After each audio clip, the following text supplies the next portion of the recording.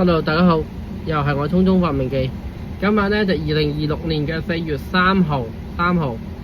啊，咁啊終於實施咗2-3日啦嗰個政策。咁啊有啲人咧八達通咧唔識用啊，手機入邊嘅八達通喎。跟住咧我哋唔明點解咧要連接個咪錶，咁連接個咪錶俾錢嘅情況下咧，人哋要信用卡點啊收費，咁點撳啊？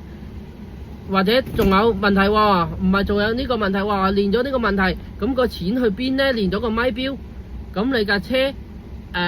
一個車主正常噶嘛，咁個車主收款係咪即係咪個咪錶係要正常連緊個車主咪錶嘛？咁你冇理由呢個車租俾第三者、第四者，咁全部錢連緊個咪錶啲錢都落晒去呢個車主㗎，咁個車主唔俾翻個司機，咁個司機又咪白做，咁有咩意思呢？係咪啊？所以如果係要連咪錶呢，我聽阿議員講呢，就話要連埋個咪錶係最好啦。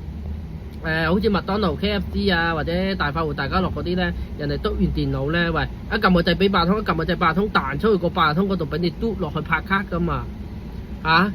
點解我哋嗰啲大公司做得，我哋細細地個公司唔做得呢？係做就係做得嘅，不過麻煩啲咯。你連接銀行通常啊，嗰啲機呢係連接一間銀行嘅啫嘛，連接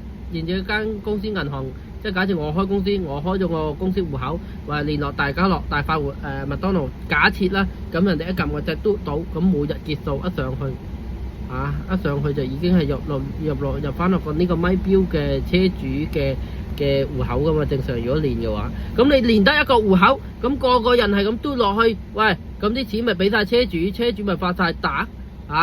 喂，我都做車主喎，而家咁車主發晒達之後個錢，喂，又唔俾翻個租車人嘅話，咁點計呢？係個車主犯法噶咯喎，個錢唔俾翻佢。但係調翻轉咯，你個車主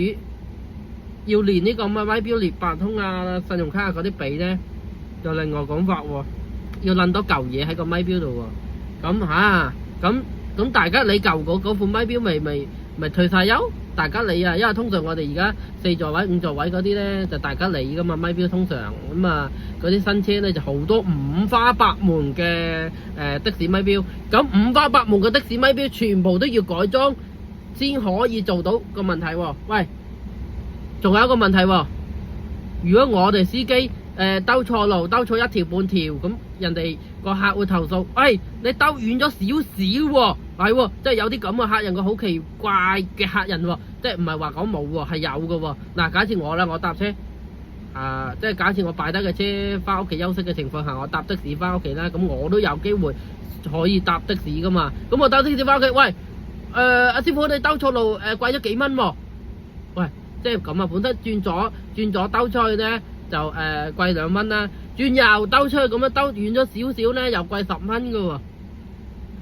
即係假設我做例子先啦，咁嘅情況下，有時塞車啊多咗幾蚊，跟住投訴，喂，我平時兜開100蚊噶，而家要多105蚊。喂，咁個咪錶多咗錢，一撳唔出去俾錢，咁個客咪投訴你收佢貴咗咯。或者我專登啊，即係假設啊，如果我專登或者係唔小心。兜錯咗路，咁個咪錶多咗價錢嘅喎，咁多咗價錢一撳出去俾錢，咁個客咪投訴，喂，你收多我錢喎，咁又點算呢？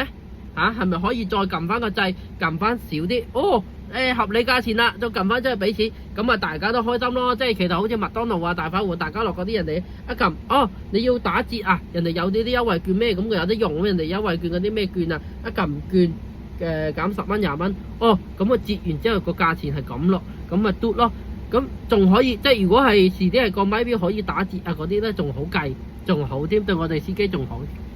8折啊，8折啊，7折啊，咁我到時車朋友去旅行啊，打7折俾佢啊，咪照按表打7折咯。一撳個掣就已經出到你個價錢，仲抵過你撳計數機，撳得嚟計數機又要4捨5入，4捨5入完咧，仲要再問個客收錢，喂，係麻煩好多噶。實際係有啲機械方面嘅，但係個錢咧會唔會真係？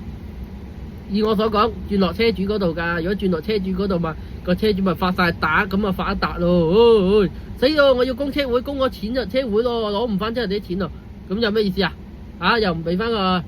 個租車嘅人，咁咪但係個租車都要交租金嘅，咪喺嗰度扣都得嘅，係咯。租車嗰度扣咯。